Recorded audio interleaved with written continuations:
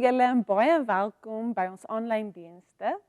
Ons gesels 'n bietjie oor die wapenrusting en laasweek het ons oor die eerste deel van ons wapenrusting gesels. Wat jy nie kan fisies aantrek nie, maar wat ietsie is wat ons kan saam met ons dra. Nou hierdie week sin is ook ietsie wat ons saam met ons kan dra.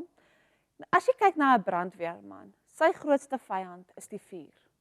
Hy moet alles in sy vermoë doen om 'n vuur te blus. Maar niks wat hy aantrek help hom om die vuur te blus nie.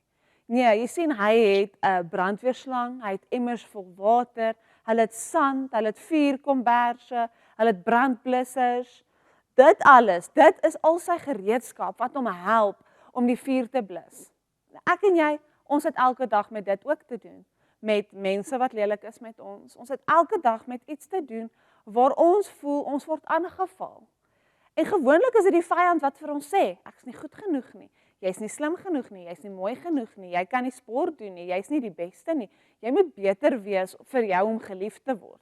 Die vyand kom elke dag na ons toe met al hierdie leuns en dis 'n aanval op ons. En so gaan die Here en hy weet, hy moet ietsie vir ons gee waarmee ons die duiwel kan verslaan, waarmee ons kan oorwin.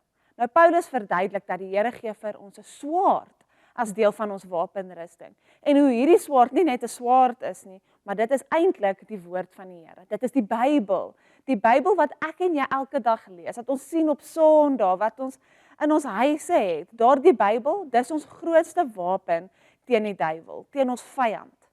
Jy sien nou Paulus verduidelik dat die Bybel is die beste wapen wat ons kan hê, want die Bybel maak dat ek en jy reg is vir enige oorlog. En so lees ons vandag in Lukas 4. Jesus was vol van die krag van die Heilige Gees toe hy van die Jordaanrivier af teruggekom het.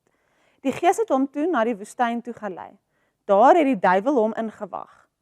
40 dae lank het hy hom getreiter met allerlei versoekings. Gedurende daardie tyd het Jesus niks te ete gehad nie.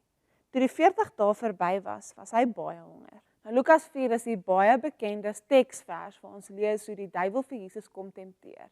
Eers vra hy vir Jesus om die klippe in brood te verander en dan sê Jesus nee. Hy kan nie die klippe in brood verander nie, want 'n mens leef nie net van brood nie.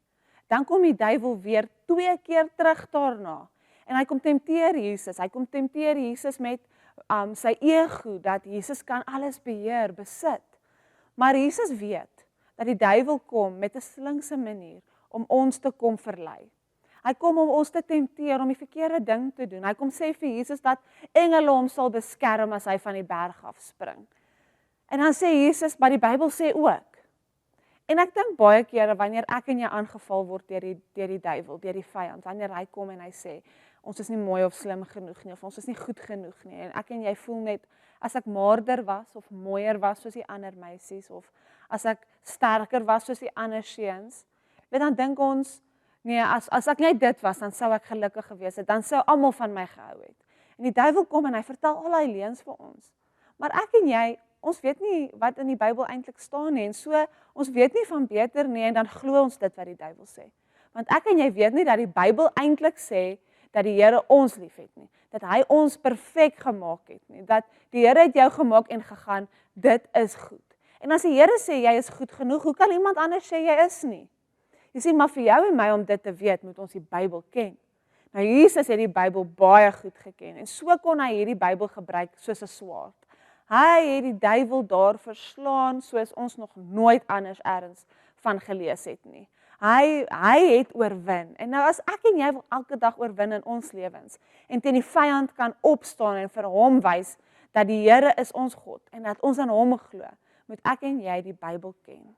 So hierdie week, lees bietjie meer Bybel, gaan soek op die beloftes wat die Here maak vir jou, of wat hy sê oor jou, en begin daarby, glo daarin. Onthou jy laasweek toe praat ons oor die skild van geloof, glo dit wat die Bybel sê, en gebruik dit as 'n swaard om die vyand te verslaan. Jy moet 'n baie lekker week hê, kom ons bid. Vader, dankie dat U vir ons toerus met 'n swaard, sodat ons die vyand kan verslaan. Ek bid dat U ons sal herinner om Bybel te lees elke dag hierdie week. Ek bid dit nie in my naam nie, maar in Jesus naam. Amen. Sien julle almal volgende week. Bye.